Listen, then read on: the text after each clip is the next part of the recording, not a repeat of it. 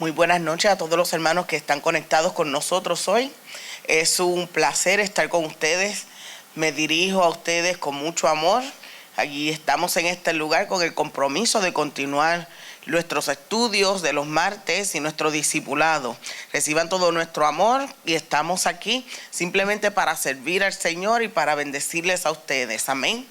Esperamos que la noche de hoy sea de mucha bendición para cada uno de ustedes y que puedan aprovechar este tiempo en familia, que puedan aprovechar este tiempo realizando este estudio en familia, en conjunto, como el Señor espera de cada uno de nosotros, y que podamos ser edificados, amén, con la palabra del Señor, que es una fuente inagotable de sabiduría y de bendición. Amén.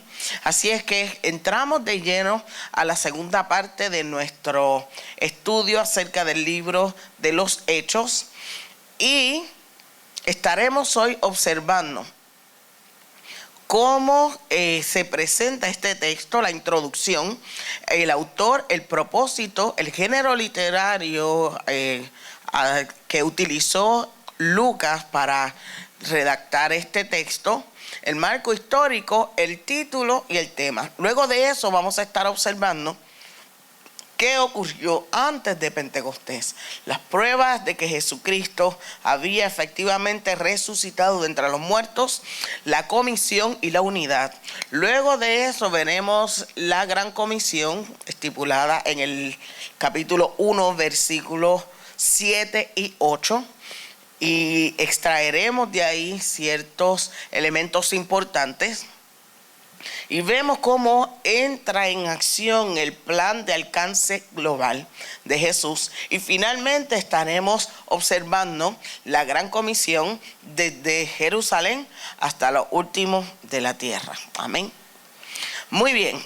Ya entrando de lleno en el libro de los Hechos, como ustedes recordarán, la semana pasada estuvimos sentando las bases bíblicas y las bases también históricas de la gran comisión para que nosotros pudiésemos ubicarnos no solamente en el espacio del libro de los Hechos, sino también bíblicamente, como todo este trasfondo histórico avala lo que es la gran comisión aún desde el libro de Génesis, y fue lo que estuvimos observando la semana anterior. Hoy vamos a iniciar con la introducción al texto del libro de los Hechos. El autor de los Hechos, obviamente nosotros ya habíamos observado en el libro de Lucas y habíamos anticipado que el escritor del libro de los Hechos es el mismo autor del Evangelio de Lucas, Lucas. Así es que el texto nos dice en esta introducción: en el primer tratado, oh Teófilo, hablé acerca de todas las cosas que Jesús comenzó a hacer y a enseñar. Así es que en este capítulo 1, verso 1, hay una introducción que pone en manifiesto que el Evangelio de Lucas y el libro de los Hechos fueron escritos por el mismo autor. Así es que la iglesia primitiva nunca puso en duda la autoría de este libro, y muy pronto se aseguró este libro un lugar dentro del Nuevo Testamento. Con esta introducción del verso 1, nosotros tenemos evidencia de que el mismo autor del Evangelio de Lucas escribió también el libro de los Hechos. El destinatario es el mismo, Teófilo, a quien se le dedica también el primer texto. Hay evidencia en el texto y en las cartas paulinas de que Lucas, este médico griego que acompañó a Pablo a través de sus viajes, es el escritor de este texto. Eusebio, el historiador de la iglesia primitiva, escribió también en su historia eclesiástica que Lucas era de Antioquía y que él era el autor del libro de Lucas y del libro de los Hechos. Así es que, teniendo evidencia tan cercana en la historia como en el primer siglo, nosotros no tendríamos duda acerca de quién es el escritor de este autor, aunque el nombre de Lucas no se menciona en ningún momento dentro de esta introducción. En lugar de la composición, muchos han sugerido que se escribiera lo que nosotros conocemos hoy como Cesarea, Roma, Decápolis, Asia Menor. Y este destinatario, ¿verdad?, que nosotros lo reconocemos como Teófilo, indica que es un gentil y que este gentil va a recibir de manos de un gentil que ha conocido a Jesucristo y lo ha aceptado como su Salvador y está trabajando dentro del ejercicio de la comunicación del Evangelio, va a recibir las noticias desde su mismo punto de vista, desde su mismo trasfondo gentil, para comunicarle no solamente las cosas que han sucedido una vez Cristo ascendió al cielo, sino también que viene ya relatándole toda la historia de Jesús y ahora se aventura a contarle de primera mano todo lo que los apóstoles, los enviados, la iglesia primitiva estaría viviendo a partir de la ascensión de Jesucristo. ¿Qué se nos dice acerca de Lucas? Bueno, es un excelente historiador, un magnífico cronista, está llevando de manera detallada, reseñando datos, proveyendo discursos resumidos acerca de lo que habían de comunicar Pedro, Pablo, aún el mismo Jesús. Esto lo vemos en el primer capítulo. Es testigo ocular de parte de los eventos en secciones que usa pronombre en primera persona plural, o sea, hay un momento en el libro de los Hechos donde pasa de ser ellos y aquellos a decir nosotros y yo. Así es que tenemos nosotros que tener en cuenta que no solamente él está redactando, reseñando, sino también está haciendo crónica de eventos que él mismo participó y de eventos que él mismo fue testigo.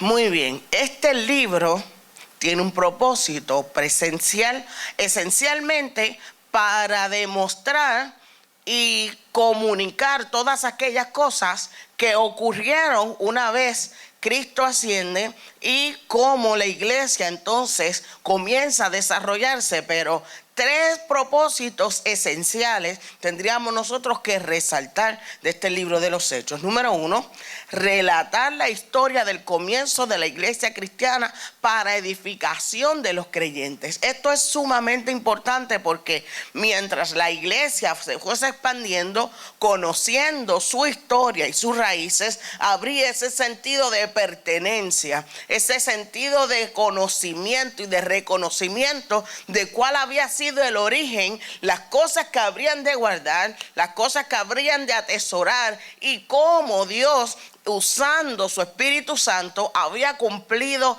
la promesa de hacerse de un pueblo de toda tribu, de toda lengua y de toda nación.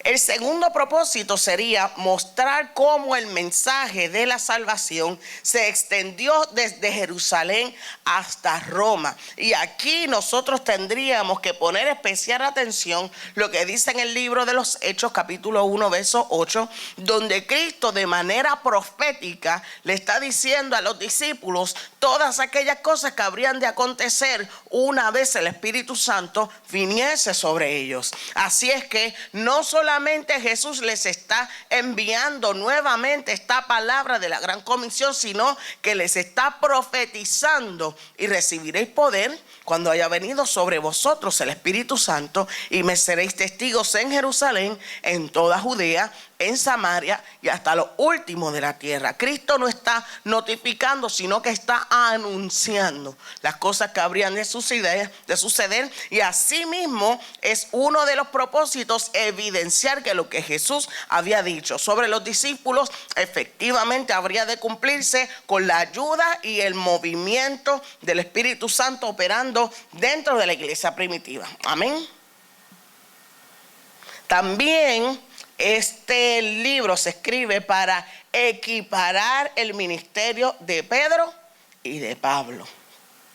Esto es sumamente importante porque siendo Pablo llamado después de haber recibido el llamamiento de Cristo Jesús y luego de haber sido confrontado con el mismo Maestro, Pablo se coloca en el nivel de los apóstoles, pero él va a ser llamado al pueblo gentil. Así es que de la misma manera en que los discípulos que anduvieron con Jesús habían tenido y habían recibido de primera mano, de primera voz, la gran comisión, así mismo Pablo, encontrándose con el maestro camino a Damasco y teniendo esta revelación de quién era el Cristo, recibió también de él la encomienda de enviar y de ser enviado y de hablar este evangelio a todas las personas en el pueblo gentil. Muy bien, luego de esto tendríamos nosotros que observar el marco histórico en el cual se desarrolla toda la narrativa del libro de los Hechos. Para comenzar, tendríamos nosotros que obviamente presentar que dentro de esta estructura del marco histórico tiene relevancia la presencia del Imperio Romano dentro del desarrollo de la iglesia primitiva, de la historia de la iglesia primitiva. No podemos desligar que políticamente estaban ellos reinando, políticamente estaban ellos teniendo injerencia en todas las decisiones que tendrían que ver con el pueblo de Dios a nivel de nación, a nivel político, y de cómo esto habría de afectar a la iglesia primitiva. El Imperio Romano estaba en todo su apogeo. Continuaban los beneficios que la civilización romana tenía, también todos aquellos aportes que los habitantes del imperio hacían a los reyes, aun cuando el gobernante fuese débil y tiránico o fuese ambas cosas. La plataforma del Imperio Romano estaba tan fuerte que en el momento, en el siglo I, este imperio estaba en todo su apogeo. Los gobernantes que vamos a observar dentro del desarrollo de lo que es el libro de los Hechos, los emperadores, todos estos líderes, algunos tiránicos, otros débiles, otros más fuertes que otros, siempre tuvieron gran importancia en lo que se llamaba el desarrollo de la iglesia primitiva. ¿Por qué? Porque muchas de sus decisiones, muchas de sus leyes y muchas de las cosas que tendrían que ver con la iglesia primitiva iban a salir directamente, todas aquellas cosas que iban a afectar positivo o negativamente a la iglesia primitiva, iban a salir de la voz de estos hombres. Los emperadores durante el periodo abarcado en el libro de los Hechos, vamos a llamarle desde el año aproximadamente 31 hasta el año 63 después de Cristo, fueron Tiberio, Calígula o Gallo, Claudio, Nerón.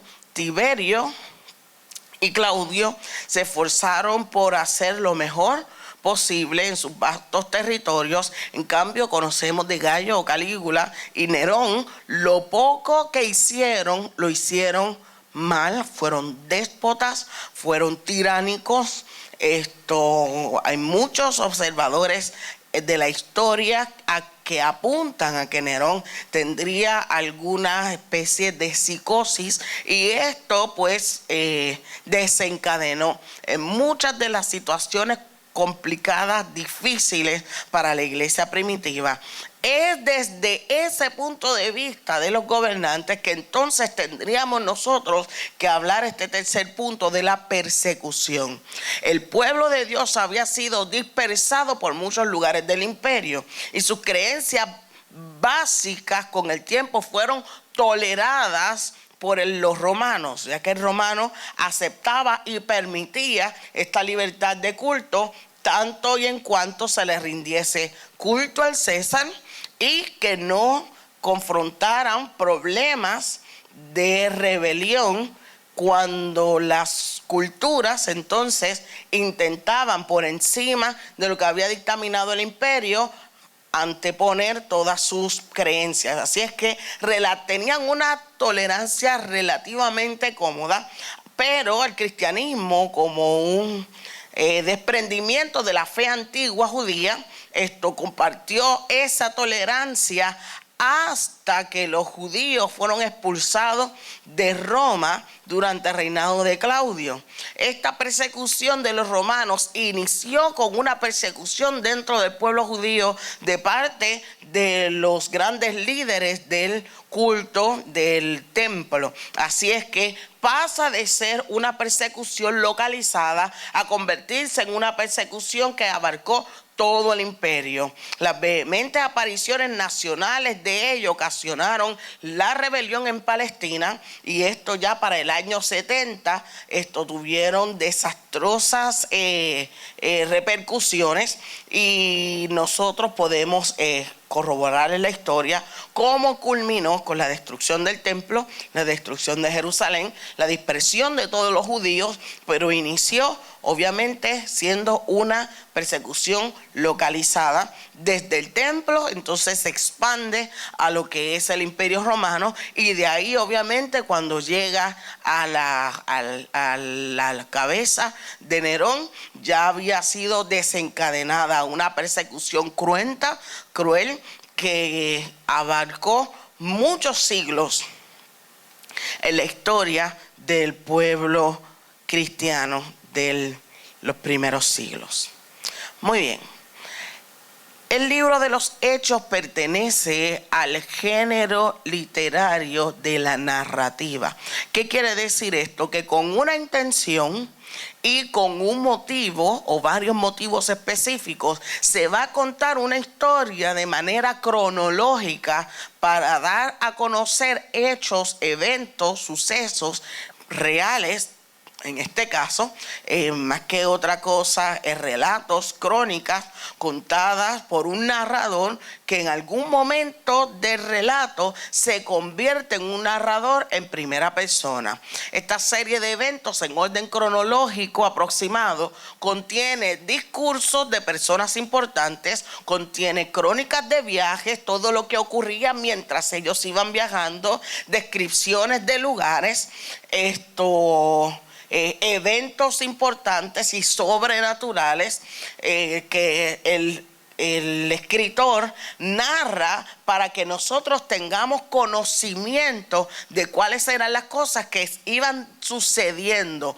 Es importante que este libro trata sobre las cosas que sucedieron y no necesariamente de cómo se supone que hubiesen sucedido estos eventos y estos hechos. Así es que, como es un libro que narra realmente cómo ocurrieron las cosas, no nos está dando a nosotros una normativa de lo que se supone que hubiese sucedido. ¿A qué me refiero con esto? Nosotros vamos a ver en este relato momentos en que Pablo tiene que salir huyendo, momentos en los que los discípulos Juan y Pedro fueron encarcelados, momentos en los que Esteban es apedreado. Así es que vamos a ver continuamente unos hechos que son algunos tristes, algunos hechos son vamos a ver a Pablo también dentro de una transformación de este apóstol, hasta que al final lo vemos transformado en este padre de la iglesia, en este padre amoroso, en este padre que derrama lágrimas por sus hermanos. Así es que no necesariamente estamos viendo una historia donde todas las cosas salen bien. A eso me refiero con que esta historia y esta narrativa no es normativa. Así es que, como no es normativa, significa que los hechos y los eventos que vamos a ver relatados en este libro no necesariamente puedan ser agarrados como una doctrina a partir de los pasajes narrativos históricos, porque cuenta con algunos factores desafortunados o tristes que no tienen que ver con lo que sería parte de lo que un escritor narrativo quisiera presentar como didáctico. A didáctico me refiero a la necesidad de enseñar cómo debe ser realizado algo.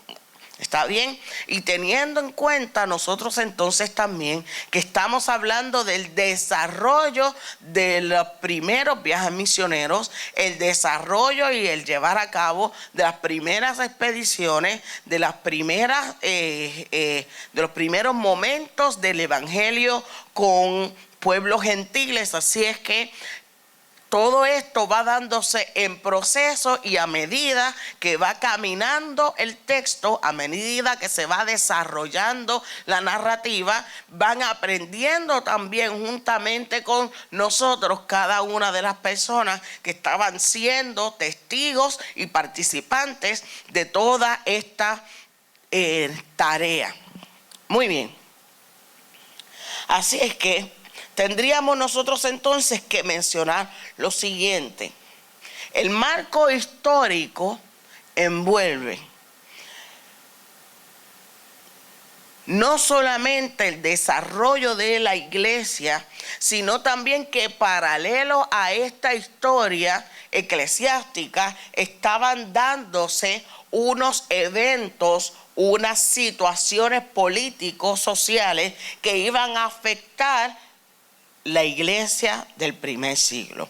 A pesar de estas variaciones en el gobierno, se mantuvieron en el imperio las condiciones favorables para la propagación del evangelio, y esto es sumamente importante. Nosotros debemos recordar que Dios es el Dios de la Biblia, pero también es el Dios de la historia, y paralelo a lo que estaba ocurriendo en la Biblia, paralelo a lo que estaba ocurriendo en la iglesia primitiva, también se estaban desarrollando una serie de eventos que iban a impactar de manera positiva la iglesia del primer siglo. Así es que fíjese cómo el imperio romano desarrolla toda una logística para llevar la Pax Romana, pero toda esta logística de construcción de caminos, de establecer una lengua universal, de abarcar territorios cercanos y lejanos, aledaños, de conquistar otras naciones,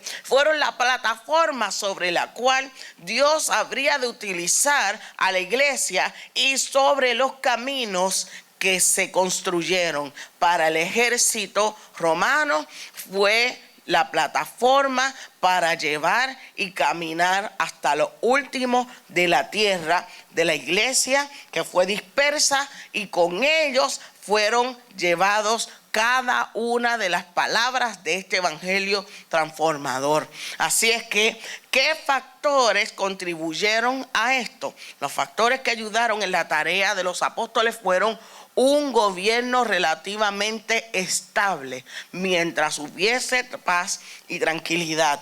Dentro de las provincias del Imperio Romano tendrían ellos la oportunidad de entrar y salir de manera segura, relativamente segura, para poder comunicar este evangelio. Un sistema administrativo común. Esto les permitía viajar, esto les permitía comprar, esto les permitía establecerse en otros lugares. Justicia romana, y esto lo vemos más específicamente en la persona de Pablo, como él haciendo uso, ¿verdad?, de su conocimiento de las leyes y de su ciudadanía, pudo establecer con mayor presteza, ¿verdad?, todo lo que envolvía el conocimiento y la dispersión del evangelio.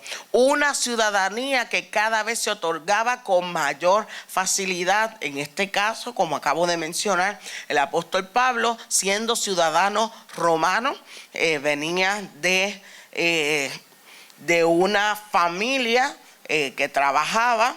Así es que esta familia le dio la oportunidad a Pablo de tener la ciudadanía romana, y esto, ¿verdad?, le permitía moverse con mucha mayor libertad. La paz preservada por las legiones, bien disciplinadas, los caminos que llevaban hasta cada rincón del mundo conocido dentro del imperio. Así es que todas estas cosas, añadiendo este idioma común que era el griego, que se entendía en casi todas las partes. Una vez el evangelio es comunicado a través de estos mecanismos políticos sociales que habían sido establecidos por el Imperio Romano, Roma desaparece como imperio. Así es que, al igual que Ciro, Roma fue utilizada por Dios para realizar lo que estaba únicamente en su corazón. Nadie hubiese podido anticipar que todo lo que Roma había construido para sí, Dios lo iba a utilizar, y a través de un puñado de personas que estaban siendo perseguidas, llevar este evangelio hasta lo último de la tierra sobre los caminos de la paz romana. Muy bien, cuando empeoró la situación del judaísmo, la posición del cristianismo se hizo mucho más peligrosa. Era una religión no reconocida legalmente, pasó de ser tolerable a ser ilegal, y sus miembros no estaban amparados por la ley. Cuando surgían dificultades, como cuando Roma fue incendiada, muchos historiadores piensan que quien mandó incendiar la ciudad de Roma fue Nerón, con su deseo, ¿verdad? Tenía en su mente toda una ciudad nueva, y él la hizo quemar, y luego culpó a la fe cristiana, a la comunidad cristiana, y a partir de ese momento la persecución que sobrevino estableció un terrible precedente que siguió fielmente hasta los años y siglos que le sucedieron. Muy bien, ¿cuál es el tema principal del libro de los Hechos? Lucas declara en Hechos 1:1 que en el primer tratado había relatado las cosas que Jesús comenzó a hacer y a enseñar. Con clara visión histórica reconoció que la obra de Jesús en la tierra era solamente el comienzo, el cual había relatado en su evangelio, pero sabía que su historia estaría incompleta si se omitía la narración de lo que Jesús hizo por medio de la iglesia naciente después de su ascensión. Por lo tanto, se propuso describir la continuación de la obra de Cristo mediante el ministerio de los discípulos. Esto quiere decir que a partir de la orden registrada en Hechos 1:8 describe, y este es el tema principal, la gran comisión, describe de forma ordenada cómo los apóstoles fueron cumpliendo con esta orden, este deseo de Jesucristo. En obediencia al mandato de su maestro, los discípulos dieron testimonio en Jerusalén, en Judea, en Samaria y hasta lo último de la tierra. En la descripción de las actividades de los apóstoles hechas por Lucas en una forma natural, surgen estas divisiones, y surge también cómo cada uno de estos lugares fueron impactados por el poder del evangelio, y de esa manera el libro registra el crecimiento geográfico de la iglesia primitiva.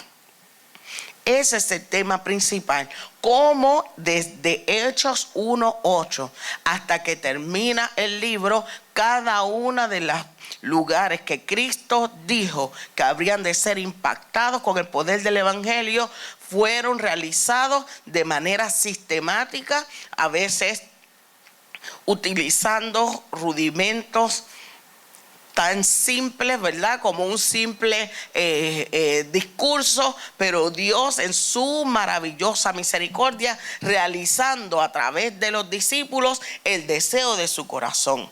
El título, ¿verdad? Porque ya habíamos dicho que nosotros lo íbamos a ver desde este punto misional y que le íbamos a llamar Hechos del Espíritu Santo, como el motor, el precursor del evangelio, pero en nuestras Biblias dice Hechos de los Apóstoles, y esto esto vamos a explicar por qué. Desde la antigüedad este libro ha sido conocido con el nombre de Hechos de los Apóstoles. Aunque el título no aparece en el libro, en la copia más antigua, que aunque está incompleta, ¿verdad? Pero sí se alcanza a observar el encabezado de este libro, conocida como el Papiro 45, se le da simplemente el título de Hechos.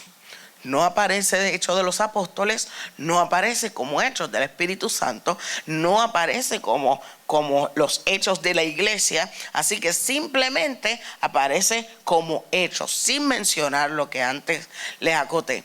Esto es razonable, pues el libro no es una historia completa de cada uno de los apóstoles. Así es que ese título de Hechos de los Apóstoles vino después. Unos pocos capítulos describen la obra de Pedro y de Juan, mientras que el resto registra la conversión y el ministerio de Pablo hasta el momento de su primer encarcelamiento en Roma. Por lo tanto, el libro no abarca la obra completa de ninguno de los apóstoles. Por el contrario, guarda silencio en cuanto a casi todos ellos. Así es que no es que el libro registre los hechos de todos los apóstoles per se. De los 12, solo Pedro, Santiago, Juan juegan papeles importantes dentro del libro, pero gran parte de la narración está dedicada a Pablo. Aunque fue apóstol, no perteneció a los 12 discípulos originales, por eso el título Hechos sería más que suficiente. Y como yo les había dicho anteriormente, si lo fuésemos a ver desde la perspectiva y estudiarlo como efectivamente lo estamos haciendo desde la perspectiva misional, tendríamos nosotros que acotar Hechos del Espíritu Santo. Muy bien, en sus comienzos la iglesia era judía, pero nunca habría podido cumplir con su misión mundial si hubiese permanecido dentro de los límites de su religión exclusivista como el judaísmo. Necesitaba liberarse de ese etnocentrismo, de ese exclusivismo religioso, de ese exclusivismo étnico. Así es que Lucas bosqueja todos los pasos que fueron llevados a cabo para la liberación de la iglesia primitiva, para que saliera por todo el mundo a predicar este evangelio. ¿Cuál fue esa llave que le permitió esta liberación? Nada más y nada menos que la persecución.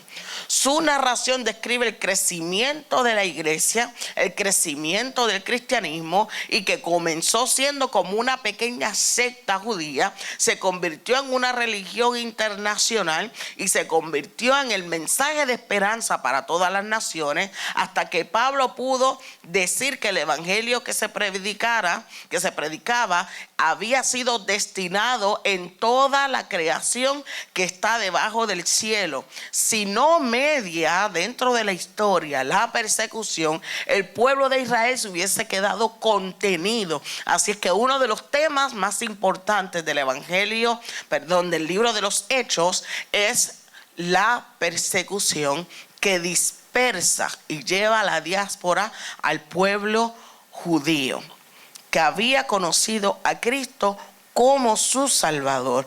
Esto es sumamente importante, porque a menos que no hubiese desencadenado toda esta persecución, seguramente la iglesia primera se hubiese quedado encapsulada, teniendo en cuenta que tenían cerca el templo y tenían cerca personas para predicarle este evangelio. Muchos de los que participaban en el templo vinieron a los pies de Jesucristo, pero ya el Señor había dicho: es hasta lo último de la tierra. Antes de Pentecostés, entonces, ¿qué ocurre? Si nosotros leemos el libro de Hechos capítulo 1, nos vamos a dar cuenta que una de las cosas primeras que dice es lo siguiente. Voy a leer del verso 2 en adelante. Hasta el día que fue recibido arriba, después de haber dado mandamiento por el Espíritu Santo a los apóstoles que había escogido, a quienes también después de haber padecido se presentó vivo con muchas pruebas indubitables, apareciéndoles durante 40 días y hablándoles acerca del reino de Dios. ¿Qué significa esto?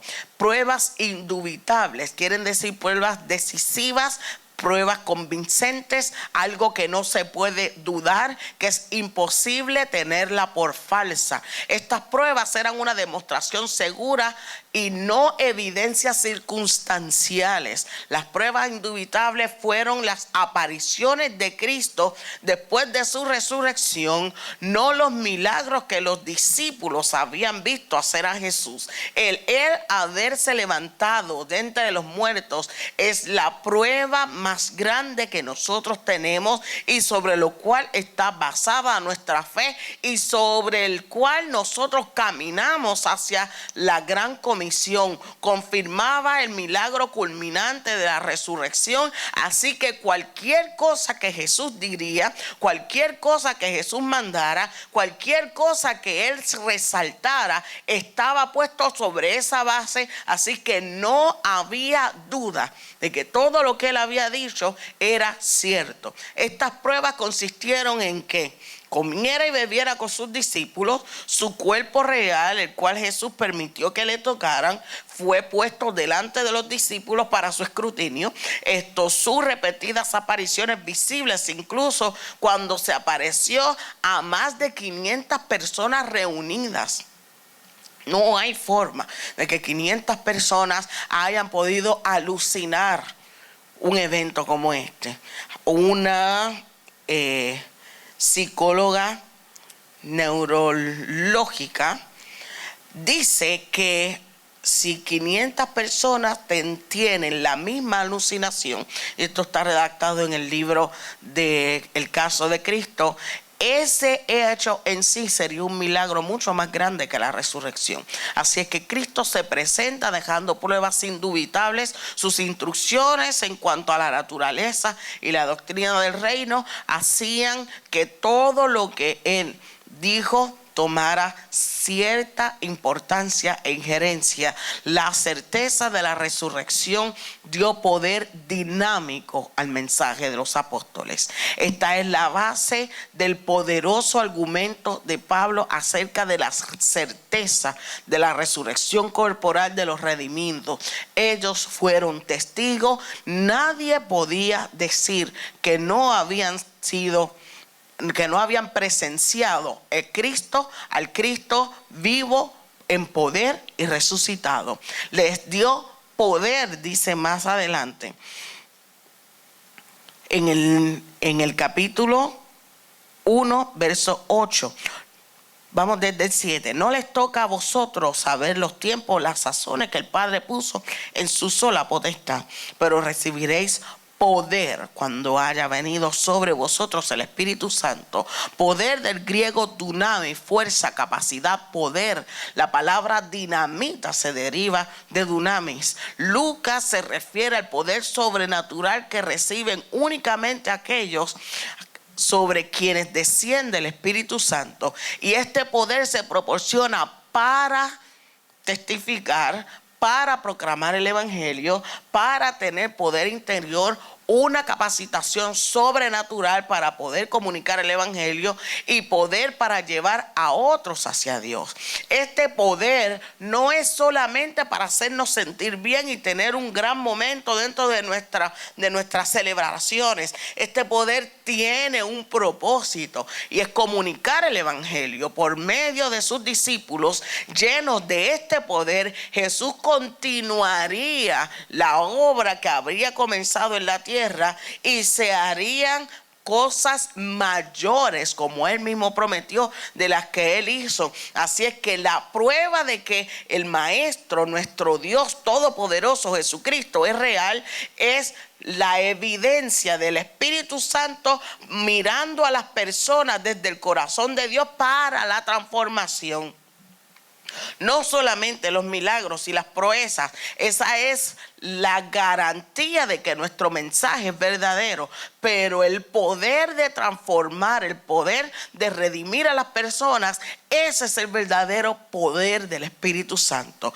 Y los haría, luego de esto, los haría testigos. Y me seréis testigos en Jerusalén, en Samaria y hasta lo último de la tierra. Del griego martus, el que corrobora o el que puede testificar lo que él mismo ha visto y oído. Esto significa martus, viene de martirio, serían mártires. Para Jesús, alguien que sabe algo y que sabiendo eso hace cualquier cosa por comunicarlo. Esta palabra aparece 13 veces en el libro de los Hechos. Como testigos, los apóstoles sabían que Jesús era el Mesías y que la profecía y la redención de la humanidad estaban encarnadas en él. También podían dar testimonio de su promesa de volver, porque ya él había prometido unas cosas y había cumplido con ellas, que les hacía pensar entonces que él habiendo prometido volver, no regresaría. El Espíritu Santo y todas las cosas que ellos vivieron con Cristo les hacía estar seguros de que el Maestro habría de cumplir cada una de sus promesas. Así es que como testigos los discípulos fueron el primer y más importante eslabón en la evidencia visible entre el Señor crucificado, resucitado, ascendido y el mundo, el cual por medio del testimonio de ellos habría de creer, tendrían que creer por su palabra, por los hechos, por las pruebas, y cada una de las pruebas eran indubitables. Juan escribió: lo que hemos visto y oído, eso anunciamos. Por eso ellos decían: es imposible, juzguen ustedes si es posible obedecer a Dios antes que a los hombres. A los seguidores de Cristo también se les pide hoy que demos testimonio personal de sus obras y enseñanzas. El propósito de Dios es salvar al mundo por medio de su Hijo, y la eficacia del Evangelio es en su propio corazón. No podemos dar testimonio más convincente que este. Sin una experiencia personal no puede haber un verdadero testimonio cristiano. La valiente afirmación de Pedro después de la curación del cojo es el excelente ejemplo de testificar en los tiempos como en los tiempos apostólicos. Se nos ha dado un poder, se nos ha dado una autoridad, se nos ha hecho testigos. Por lo tanto, es nuestra responsabilidad también hoy, como testigos fieles, como enviados, como apóstoles de este tiempo profético, que nosotros comuniquemos las verdades del Evangelio para la salvación del mundo. Es imposible eludir esa responsabilidad, y ese poder que se nos ha dado tiene justamente ese propósito: que nosotros podamos evidenciar en el mundo que Jesucristo es Dios, que Jesucristo es real, que sus promesas son sí y amén, y que Él regresará a este mundo para impartir justicia, y que Él no quiere que ninguno se pierda, sino que todos procedan al arrepentimiento. Esta comisión, cuando nosotros la vemos por parte, cuando dice: y les dijo, no os toca a vosotros, conocéis los tiempos o las sazones que el Padre puso en su sola potestad. Estaba diciéndole a los discípulos: yo les he dado una tarea, necesito que se encarguen de esto, olvídense de los tiempos que habrían de venir desde hoy en adelante. Esto es lo que ustedes van a hacer. Así es que Cristo no respondió directamente a la pregunta de sus discípulos, sino que llamó su atención hacia su tarea. Esta es tu tarea, esto es lo que debes hacer. Todo lo que ocurra luego con la con el pueblo de Israel o no, los tiempos finales o no, eso el Padre lo puso en su sola potestad. Así es que los tiempos o las sazones, se refería a Jesús entonces a un tiempo cronológico donde todas las cosas que habrían de suceder ya Él las había dicho, ya Él las había anunciado, y eso no era tema de los discípulos en ese momento. Ustedes tienen una misión. Y esa es su misión y esa es su tarea. Así es que los tiempos cronológicos que el Padre puso en su sola potestad no es de su incumbencia en este momento. Se refiere al tiempo cronológico y se aplica el kairos a momentos específicos o culminantes en los tiempos, con énfasis en lo que acontece. Cuando Jesús habla de tiempo, se refiere, según parece, a una sucesión de los siglos, y que cuando habla de las sazones se refiere a acontecimientos culminantes que ocurrirán en algún momento en el siglo o a finales de los tiempos. Ahora, ¿qué es lo importante y qué debemos destacar de esta cita? El Señor les está diciendo a los discípulos: si quieres que todo esto se dé, trabaja. Nuestra mentalidad tiende a ser un poco escapista y pedimos al Señor: Jesucristo, ven. Jesucristo, ven ya, sácanos de este mundo. Ciertamente las cosas están complicadas, eso es cierto, pero si el Señor llega ahora, tendríamos nosotros que pensar, por haber dejado dilatado nuestra misión, ¿cuántas personas habrían de perderse hoy? ¿Cuántas personas en el mundo habrían de perder su oportunidad de salvación? Porque alguno de nosotros no está en el lugar donde debería estar.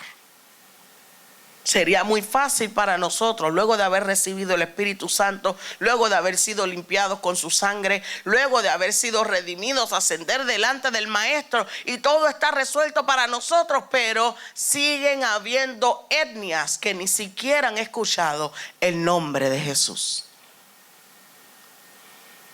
Sería muy fácil para nosotros escapar de este mundo turbulento, catastrófico, pero ¿y qué de aquellos que aún no han escuchado su nombre?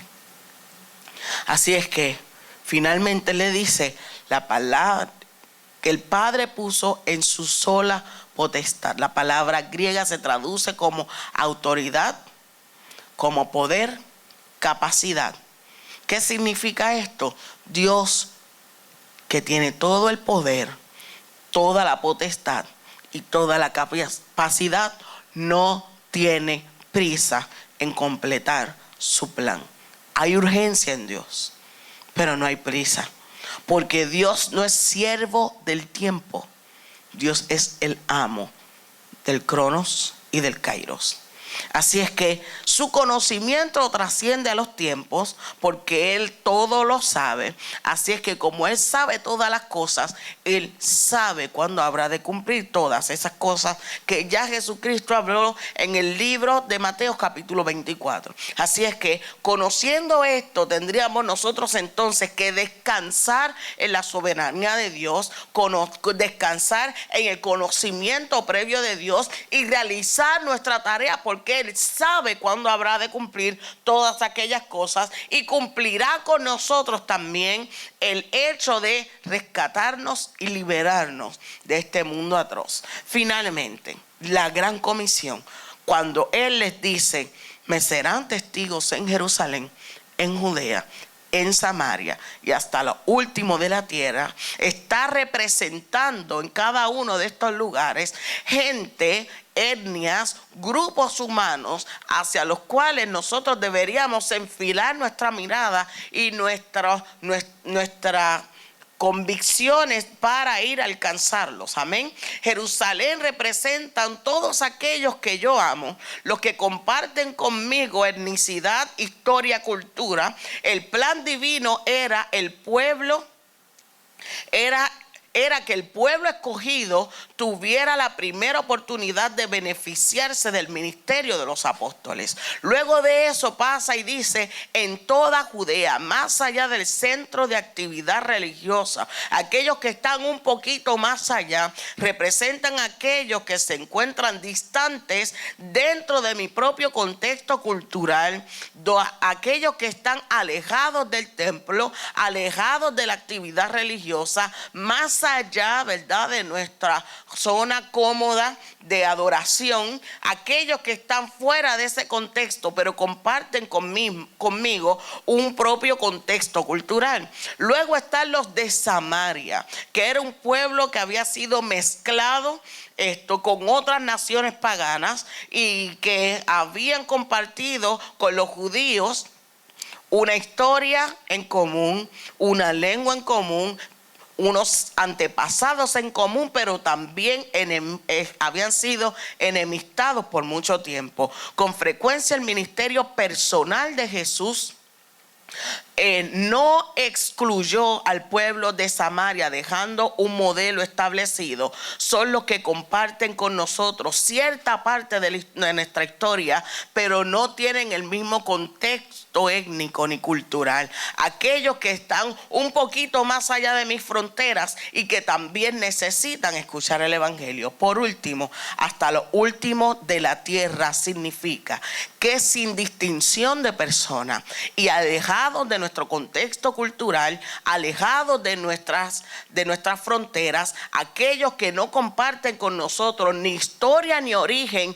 necesitan escuchar la palabra y el evangelio de la paz. Los discípulos debían ir por todo el mundo a todas las naciones. La obra mundial comenzaría con los representantes del evangelio esparcidos por diferentes lugares, sin importar que contaran con el mismo idioma en común. Esta obra no debía ser nacional, sino universal. Así es que la próxima semana estaremos nosotros entonces observando cómo el Espíritu Santo de Dios empodera a cada uno de los apóstoles para llevar a cabo esta tarea, y desde ese capítulo 12 en adelante, cómo los apóstoles comenzaron a ver parte por parte, palabra por palabra, las cosas que Jesús había profetizado sobre ellos. Oramos. Señor, en esta noche te damos gracias por cada uno de mis hermanos que han estado conectados en esta hora,